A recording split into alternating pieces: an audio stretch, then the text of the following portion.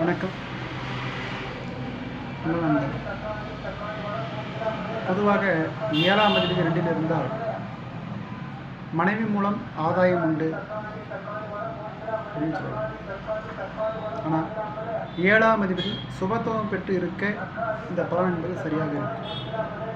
அதே இந்த ராகு கேது சனி செவ்வாய் லக்ன பாவர்கள் தொடர்பு பெற்று இருக்கு. அதே 7ஆம் அதிபதி 2ஆம் இடத்தில் அமர்ந்த பட்சத்தில் கலத்திரத்தின் மூலமாக குடும்ப பிரச்சனை ஏற்படும். அது மட்டும் இல்லாமல் நண்பர்களுடைய சொல் பேச்சு கேட்டு தன் குடும்பத்தை தானே அழித்துக் கொள்வார்.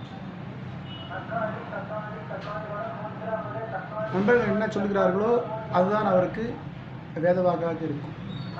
அதனால் 7ஆம் அதிபதி எந்த அளவுக்கு சுபத்தன்மை பெறுகிறார் என்பது முக்கியம். 7ஆம் அதிபதி நல்ல சுபத்தன்மையோடு இருக்கும் பொழுது நண்பர்கள் மூலம் ஆதாயம், கலத்தத்தின் ஆதாயம், கணவன் மனைவி இணைந்து கூட்டு தொழில் செய்யலாம், அல்லது நண்பர்கள் மூலம் கூட்டு தொழில் செய்யலாம்.